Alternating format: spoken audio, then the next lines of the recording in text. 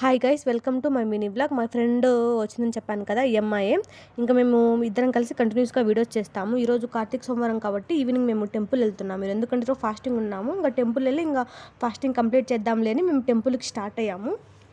Hi friends, so ఇంతవరకు మా ఛానల్కి సపోర్ట్ చేస్తున్న అందరికీ చాలా చాలా థ్యాంక్స్. సో నేను నిన్ననే బెంగళూరు వచ్చాను. సో రేపటి నుంచి మీకు నచ్చిన వీడియోస్ అన్నీ చేసి మేము అప్లోడ్ చేస్తూ ఉంటాము. సో ఇంకా మీరు మా ఛానల్కి ఫుల్ సపోర్ట్ చేస్తారని అనుకుంటున్నాను. సో మేము ఇప్పుడు టెంపుల్కి వెళ్తున్నాం. సో వెళ్ళే దారిలోనే మేము వీడియో తీస్తూ వెళ్తున్నాం. సో మీకు ఈ టెంపుల్ వీడియోస్ కూడా మేము చూపిస్తాము.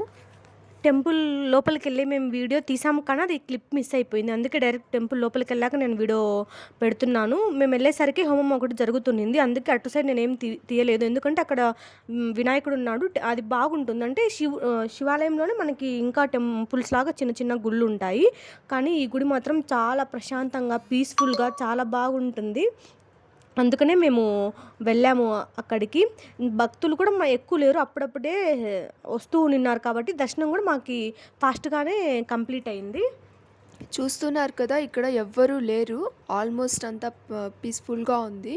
సో అందుకనేసి మొత్తం దర్శనం అంతా అయిపోయిన తర్వాత ఇక్కడ చెట్టు కింద వచ్చి కూర్చున్నాము. ఇంకా ఇద్దరు చూస్తూ ఉన్నాము. అక్కడ అందరూ దీపాలు అవి ఇవి పెడుతూ ఉన్నారు. ఆల్మోస్ట్ అబ్బాయిలు కూడా పెడుతున్నారు. పాపం వాళ్ళు ఏమని కోరికలు కోరుకుంటున్నారో తెలియదు. చూడండి, అబ్బాయిలు కూడా పెడుతున్నారు. సో రేపు కార్తీక పౌర్ణమి కదా, సో మేము రేపు పెడదాంలే అనేసి ఈరోజు పెట్టడం లేదు.